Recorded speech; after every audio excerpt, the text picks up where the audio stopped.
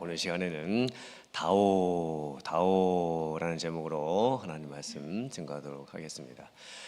오늘 성경 말씀을 보면 참으로 독특하고 재미있는 표현이 나옵니다. 거머리한테 두 딸이 있는데 다오 한다는 겁니다. 만족할 줄 모르고 감사할 줄 모르며 살아가는 우리 사람들의 그 본성을 잘 표현해주는 말씀입니다.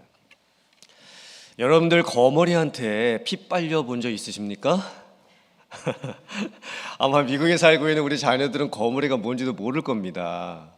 근데 이제 옛날 어르신들은 옛날 한국에서 이제 모내기를 하시거나 또 논일을 이제 하시거나 이제 도와주셔야 됐을 때 아마 거머리한테 물려보신 경험들이 다 있으실 겁니다.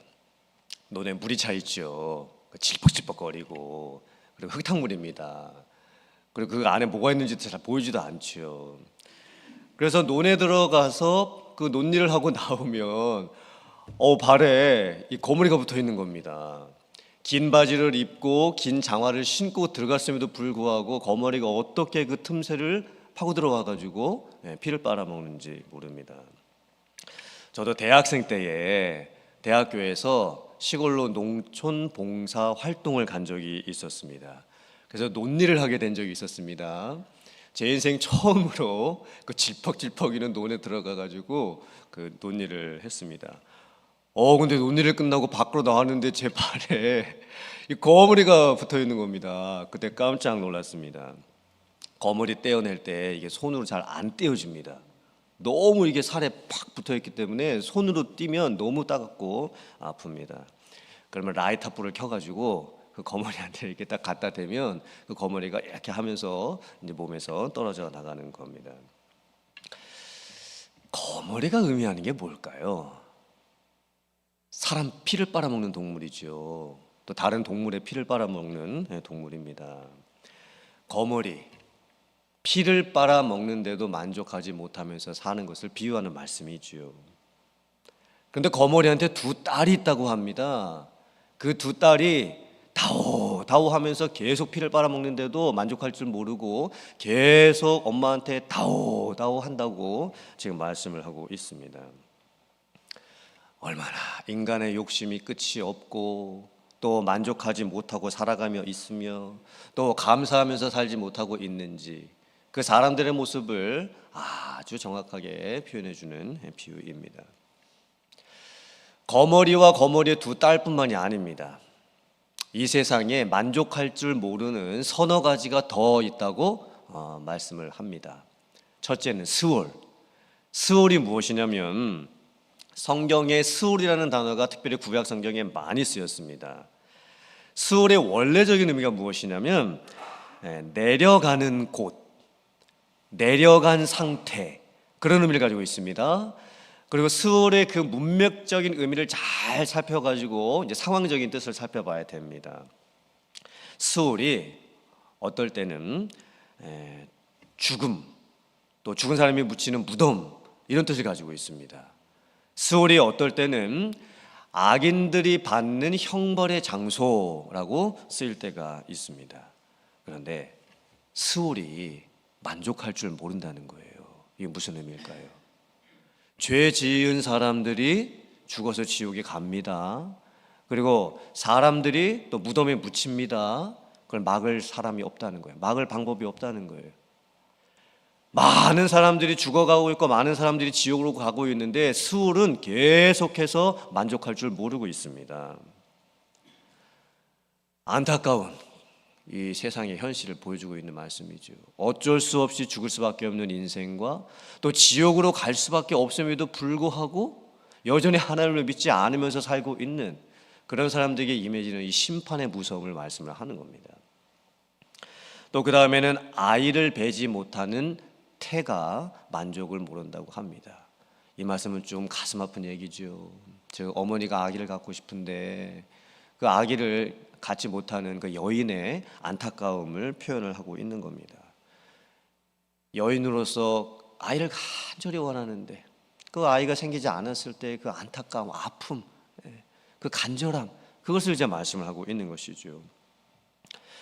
또 세상에 만족할 줄 모르는 것 중에 하나가 물로 채울 수 없는 땅입니다. 지금 금요일부터 캘리포니아 지금 비가 많이 오고 있죠. 장대비가 쏟아지고 있었습니다. 그런데 아무리 비가 땅에 내려도 그 비가 다 땅으로 스며들어 버립니다. 땅은 물을 저장할 수가 없습니다. 물을 가두어 둘 수 있는 땅은 없습니다. 그러므로 땅도 만족함이 없지요. 아무리 하늘에서 비가 내리고 태풍이 불어오고 비가 쏟아부어진다고 해도 땅은 물을 가둘 수가 없는 겁니다. 그 다음에 세상에 만족할 줄 모르는 것 중에 하나가 태우는 불입니다. 불이 나면 모든 것을 집어삼킵니다. 모든 것을 다 불태워버립니다. 캘리포니아 지역에서 특별히 산불이 많이 나지요. 팰리세이드 지역에서 그 산불 났을 때 그 넓은 지역에 있었던 그 집들이 다 불에 타 버렸습니다. 불에 넣는 즉시 타서 없어지는 겁니다. 맹렬하게 타올라오는 그 불이 모든 것을 다 집어삼킵니다. 그런데 만약에 우리의 인생이 거머리와 거머리의 두 딸처럼 다오하면서 사는데도 만족감이 없는 그런 인생이 되면 우리의 인생이 얼마나 참 안타까운 인생이겠습니까? 만약에 우리의 인생이 스올과 같고 지옥과 같고 죽음과 같고 아이를 뵈지 못하는 여인의 태와 같고 또 비가 내리는데 가둘 수 없는 땅과 같고 모든 것을 불살라버리는 이 불과 같다면 살아도 사는 것 같지가 않고 먹어도 먹는 것 같지가 않고 누워서 잠을 자도 자는 것 같지가 않고 가져봐도 가진 것 같지가 않고 도무지 우리가 만족함을 누리고 살지 못한다고 한다면 참 우리의 인생이 얼마나 참 안타까운 인생이겠습니까? 그렇다면 우리는 어떻게 감사하는 인생을 살 수가 있을까요? 우리가 보통 감사를 어떻게 하게 되죠? 언제 하게 되죠? 없는 것을 갖게 됐을 때 감사하게 됩니다. 부족한 것이 채워졌을 때 감사하게 됩니다. 그토록 원했던 일이 드디어 이루어졌을 때 감사하게 됩니다. 그런데 이런 감사는 조건 반사적 감사입니다. 즉 내가 원하는 어떤 조건이 있는데 그 조건이 충족됐을 때 그게 반사적으로 그냥 자연스럽게 당연하게 나오게 되는 감사이죠. 조건 반사 감사는 세상 모든 사람들이 다 할 줄 아는 감사입니다. 하나님 안 믿는 사람들도 그런 감사는 다 할 수 있습니다. 조건 반사 감사는 조건이 있고 그게 충족됐을 때 할 수 있는 감사이기 때문에 만약에 조건이 이루어지지 않으면 감사 대신에 불평과 원망과 낙심과 짜증이 나올 수밖에 없습니다. 오늘 잠언 30장 말씀을 보면 성경적으로 우리가 어떻게 감사를 할 수 있는지에 대해서 말씀을 하고 있습니다. 잠언 30장 말씀은 아굴이라고 하는 사람이 지은 잠언입니다. 아굴은 잘 알려져 있지가 않은 사람입니다. 누군지 잘 모릅니다. 이 잠언에만 나오는 사람입니다. 잠언 30장에서 아굴이 이렇게 이제 시작을 합니다. 나는 다른 사람에 비하면 짐승과 같은 존재다. 나는 다른 사람에게 있는 총명이 나한테는 있지 아니하다. 그런데 사실 이 말은요 정말 겸손한 표현입니다. 왜냐하면 잠언 30장 아굴의 잠언을 읽어보면 아굴이 얼마나 지혜롭고 똑똑하고 분별력이 있고 또 세상의 이치를 깨달을 수 있는 얼마나 대단한 사람인지 모릅니다. 아굴은 이 세상을 바라보면서 인간의 존재가 무슨 존재이며 또 이 세상은 어떻게 흘러가고 있으며 세상이 어떻게 움직여지고 있는지를요 탁월한 분석과 이치와 원리 가운데서 관찰 가운데서 다 꿰뚫고 있었습니다. 아굴의 이 세상을 보니까 참 신기하다라고 느껴지는 것 서너 가지가 있다고 말을 합니다. 공중에 날아다니는 독수리를 보니까 그 독수리의 자치가 너무 신기하다고 고백합니다. 작은 새들은 이제 하늘을 날아갈 때 날갯짓을 이렇게 많이 해야 되지요. 근데 여러분 독수리는 어떻게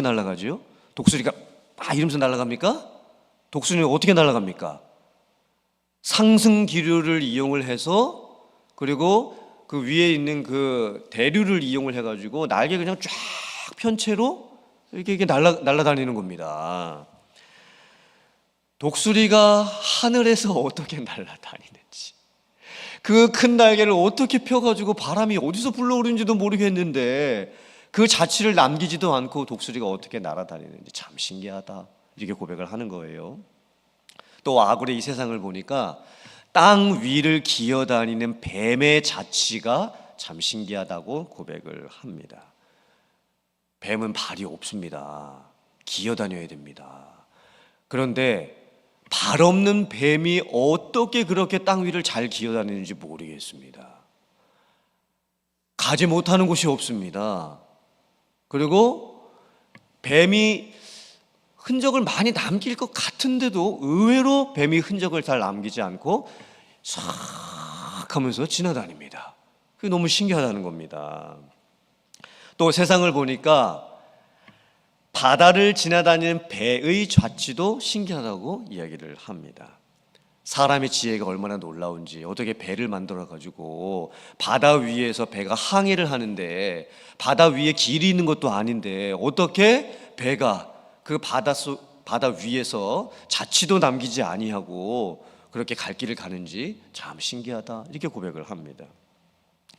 또 아굴이 세상을 보니까 남자와 여자, 그리고 특별히 음녀의 자취가 신기하다고 고백을 하는 겁니다. 음녀가 악한 꾀를 가지고 남자를 꿰어서 동침을 하는데, 그 술수에 걸려드는 남자들과 남녀가 불륜을 저지르고 나서 그 잠재를 싹 감추어 놓는 게 너무나 신기하다고 이제 고백을 하는 겁니다. 또 아굴이 세상을 보니까 작지만 지혜로운 동물들이 또 서너 가지가 있다, 이렇게도 고백을 합니다. 먹을 것을 여름에 준비하는 개미를 보니까 참 신기하다. 그러므로 우리가 알고 있는 이솝 우화 중에 개미와 배짱이 있죠. 사실 그 원래 이야기는요, 이 성경에 있는 겁니다. 아굴의 말씀에 있는 겁니다. 그리고 약한 종류이지만 바위 틈에 살고 있는 사반, 또 우두머리가 없음에도 불구하고 떼를 지어 다니는 메뚜기, 또 왕궁에 살고 있는 작은 도마뱀, 이런 동물들을 보니까 참 너무 신기하다고 고백을 하는 겁니다. 그런데 아굴이 진짜 신기하다고 고백하는 게 무엇이냐면, 이 세상에 있는 뭐 이치나 뭐 동물들, 뭐 사람들, 이런 모습이 신기하다고 고백하는 게 아니라 아굴이 진짜 신기하구나, 정말 놀랍구나, 이렇게 고백하는 게 있습니다. 그게 뭘까요? 앞에는 화면 보시고 같이 읽어보겠습니다. 잠언 30장 4절의 말씀입니다. 자, 시작. 하늘에 올라갔다가 내려온 자가 누구인지, 바람을 그 장중에 모은 자가 누구인지, 물을 옷에 싼 자가 누구인지, 땅의 모든 끝을 정한 자가 누구인지, 그의 이름이 무엇인지, 그의 아들의 이름이 무엇인지 너는 아느냐. 지금 아굴이 뭘 보고 진짜 신기하구나, 이렇게 고백하고 있는 거죠? 하나님이십니다. 하나님의 존재와 하나님께서 일하시는 것을 보니까 너무나 신기하구나. 하나님께서 세상을 움직이시는 바람, 하나님께서 구름을 이쪽에서 저쪽으로 움직여 가시는 것, 또 하나님께서 바다의 경계를 정하시는 것, 또 하나님께서 땅을 드러나게 하시는 것, 그 모든 것을 하나님께서 섭리하시고 다스리시는 걸 보니까 너무 신기하다는 거예요. 그러면 이게 감사하고 무슨 상관이 있는 걸까요? 자, 우리가 감사가 안 나오고 불평이 나오는 이유가 뭘까요? 내 뜻대로 잘 안 돼서입니다.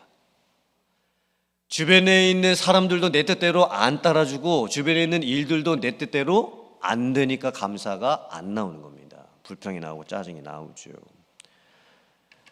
근데 잘 생각해 보세요.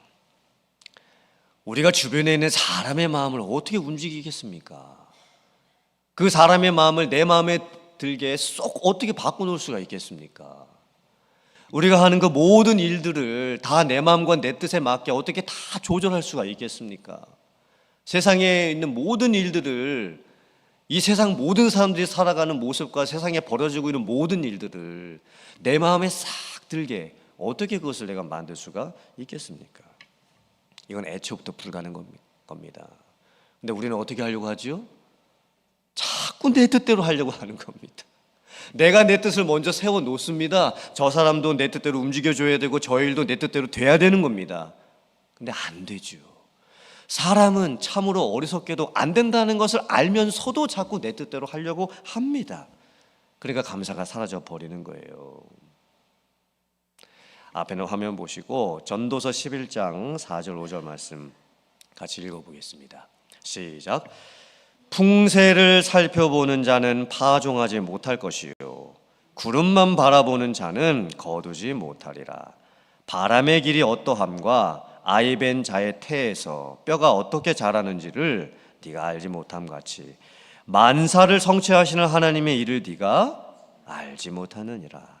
너는 아침에 씨를 뿌리고 저녁에도 손을 놓지 말라. 이것이 잘 될는지 저것이 잘 될는지 혹 둘이 다 잘 될는지 알지 못함이니라. 아멘. 이 성경 말씀을 보니까 농사를 짓고 있는 농부가 씨를 뿌려야 되는데 이 농부가 주변의 풍세만을 너무 지나치게 살피고만 있으면 씨를 제때 못 뿌린다는 겁니다. 씨를 뿌려야 되는데 바람은 지금 어떻게 불고 있을까, 해는 어떻게 떠오고 있을까, 비는 언제 내릴까 말까, 이것만 너무 인간적인 마음으로 계산하고 따지고만 있으면 시간 다 간다는 거예요. 씨를 뿌리지도 못한다는 겁니다. 또 추수할 때도 마찬가지죠. 추수 때가 되었는데 추수를 시작을 할 때 만약에 비가 오면 어떡할까, 추수를 시작을 했는데 일꾼들이 안 도와주면 어떡할까, 이런 내 걱정 염려만 계속 갖고 있으면 추수할 때를 찾지 못한다는 겁니다. 그렇죠. 우리가 이렇게 지금 인생을 살고 있습니다. 우리가 사람의 생각이 너무 많습니다. 내 생각이 너무나 많습니다. 이게 될까 안 될까, 저게 될까 안 될까, 저 사람이 이렇게 될까, 이 사람이 저렇게 될까. 너무나 우리가 풍세를 많이 살핍니다. 너무 완벽성을 추구하려고 하죠. 이거 하다가 실패하면 어떻게 할까, 이거 하다가 안 되면 어떻게 할까. 그러다가 시간 다 간다는 거예요. 오늘 전도사 말씀이 뭐라고 말씀하고 있습니까? 바람이 불어가는 것을 사람은 알지 못합니다. 어머니의 뱃속에서 아기의 뼈가 어떻게 자라가고 있는지 사람은 알지 못합니다. 세상 모든 일을 하나님께서 어떻게 섭리해 가시는지 사람은 알 수 없습니다. 우리가 할 수 있는 건 뭡니까? 아침에 그냥 씨를 뿌리는 겁니다. 바람이 불든 비가 오려고 하든 뭐 해가 떴든 안 떴든 어느 때가 됐으면 그냥 아침에 씨를 뿌리는 겁니다. 그리고 저녁까지 열심히 일을 하는 겁니다. 다 하나님께 맡겨놓은 거지요. 하나님께 다 온전히 맡겨놓고 나는 내가 해야 될 일을 아침에 일어나서 저녁까지 열심히 하는 겁니다. 그러면 씨 2개를 우리가 심었거든요. 그 씨 2개 중에 하나가 잘 될는지, 다른 하나가 잘 될는지, 아니면 2개가 다 잘 될는지, 아니면 2개가 다 잘 안 될는지 우리는 알 수가 없다. 근데 우리는 뭐만 하면 된다? 내 뜻 내려놓고 하나님께 맡겨놓고 아침에 일어나면 하나님이 내게 주신 그 소명과 사명의 장소에서 내가 해야 될 일들을 열심히 하는 것뿐입니다. 그러면 하나님께서 이루어 주십니다. 그때 우리의 심령 가운데서 감사가 나오게 되는 것이죠. 왜냐? 내 뜻대로 하려고 하면 감사가 조건이 맞아져야 나오는 것이지만 하나님께 다 맡겨놨습니다. 애초부터 내가 할 수 있는 일은 없었습니다. 그러니 제가 할 수 있는 일이 뭐가 있겠습니까? 하나님께 다 맡겨놓고 아침이 되면 씨를 뿌리고 저녁까지 열심히 수고하는 겁니다. 사람이 일하면 사람이 일할 뿐이지만 사람이 기도하면 하나님이 일하십니다. 이해되셨어요? 사람이 그냥 내 힘으로 일하면 그냥 사람이 일을 할 뿐이지만 사람이 기도하면 하나님이 일을 해 주시는 겁니다. 그래서 그때 우리가 하나님의 은혜라는 것을 알게 되고 기도하는 자에게 감사가 생기게 되는 거고 하나님께 맡긴 자에게 이 세상이 알 수 없는 평안함이 찾아오게 되는 거예요. 이런 은혜와 축복과 감사가 여러분의 삶에 넘칠 수 있기를 주님의 이름으로 축원합니다. 아멘. 오늘 잠언 30장 말씀을 또 보면요, 아굴이 어떻게 감사할 수가 있는가라는 것에 대해서 이렇게 또 말을 합니다. 아굴은 우리가 평상시에 이제 사람들이 감사를 하는 모습을 보면 알라딘 요술 램프를 막 문질러서 그 지인이라고 하는 램프의 요정을 불러내 가지고 그 지인의 요정이 무슨 소원을 들어드릴까요? 어떤 소원이든지 말씀해 보세요 라고 하면 나는 이런 게 되고 싶고 저런 게 되고 싶고 이런 게 갖고 싶고 막 이렇게 소원을 이제 말하게 되고, 그런 식으로 세상 사람들이 감사를 찾아간다고 이제 우리가 보게 됩니다. 그러므로 이런 감사는 어떤 감사면요, 기대치를 내가 정해 놓는 겁니다. 즉 내가 내 관점에서 어떤 기대하는 게 있잖아요. 그 기대치를 내가 정해 놓습니다. 그리고 그 기대치를 충족시키기 위해서 사람들이 항상 너무 많은 기대치를 올려놓는다는 거예요. 그러면서 사람들은 램프의 요정을 막 문지릅니다. 그리고 지니가 나타나기를 기다리지요. 그 지니가 나타나가지고 내 소원을 이루어주기를 바라는 식으로 그렇게 세상 사람들이 지금 살아가고 있습니다. 그래서 감사가 잘 안 되는 거예요. 기대치를 내가 어떤 일에다가 정해 놓았기 때문에. 근데 아굴은 깨달았습니다. 어떻게 해야 우리가 감사를 할 수가 있는가? 앞에는 화면 보시고 잠언 30장 7절, 8절, 9절 말씀 같이 봉독해 보겠습니다. 시작. 내가 두 가지 일을 주께 구하였사오니 내가 죽기 전에 내게 거절하지 마시옵소서. 곧 헛된 것과 거짓말을 내게서 멀리하옵시며 나를 가난하게도 마옵시고 부하게도 마옵시고 오직 필요한 양식으로 나를 먹이시옵소서. 혹 내가 배불러서 하나님을 모른다 여호와가 누구냐 할까 하오며 혹 내가 가난하여 도둑질하고 내 하나님의 이름을 욕되게 할까 두려워함이니라. 아멘. 아굴이라는 사람이 하나님께 하나님 제가 죽기 전에 딱 두 가지만 주시옵소서. 제가 다른 것 구하지 않겠습니다. 딱 두 가지만 제 인생에 있게 해주시옵소서. 이렇게 구합니다.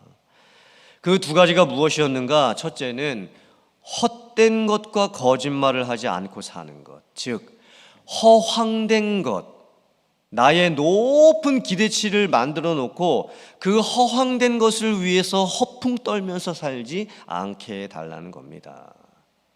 즉 뜬구름 잡으면서 살지 않게 해달라는 거죠. 여러분, 뜬구름을 잡을 수가 있습니까? 없습니까? 하늘에 떠 있는 뜬구름 잡을 수가 있습니까? 없습니까? 없습니다. 그 뜬구름 잡으려면 어떻게 해야 되죠? 허풍 떨면 됩니다. 막 있는 허풍 없는 허풍 다 떨어대면서 막 뜬구름 잡을 수 있다고 하면 되는 겁니다.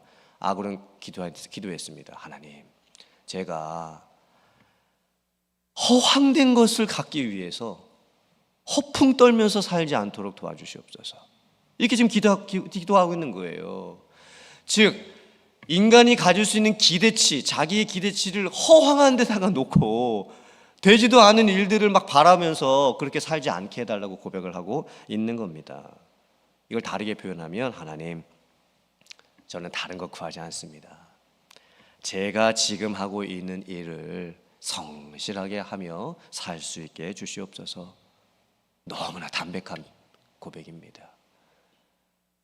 남편으로서, 아버지로서 직장생활, 비즈니스 하시는 거, 또 여자분들도 뭐 직장생활 하실 수도 있고, 또 막 가정일을 하시는 거, 자녀를 키우는 것, 우리 인생의 소소하고 세세하고 사소로운 일들, 솔직히 우리의 인생 가운데 엄청나게 크고 중요한 큰 일들이 많이 벌어집니까? 아니면 매일같이 사소롭고 작고 이런 일들이 더 많이 벌어집니까?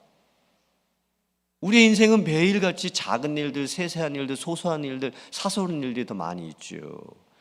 그런 것들을 하나님 앞에 정말 성실한 마음으로 감당하면서 살 수 있게 해달라고 그렇게 지금 고백을 하고 있는 거예요.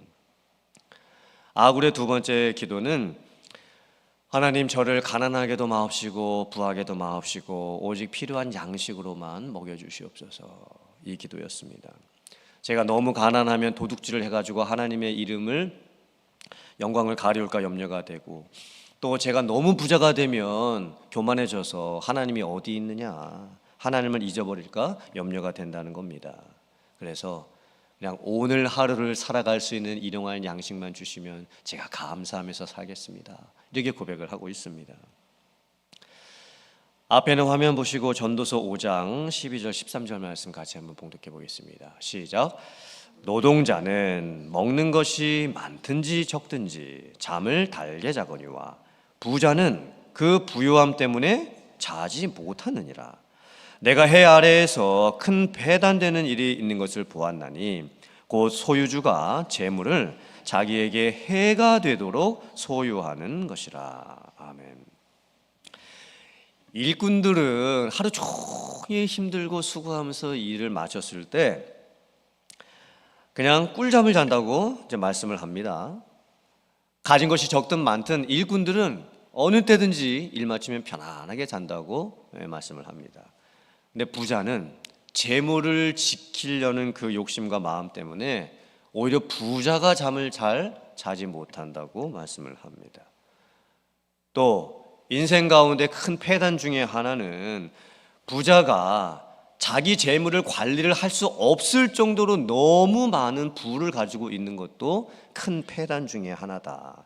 왜냐하면 그 많은 재산을 어떻게 관리를 해야 될지 몰라서 늘 그 가지고 있는 재산 때문에 걱정과 염려와 근심이 많기 때문이라고 말씀을 하는 겁니다.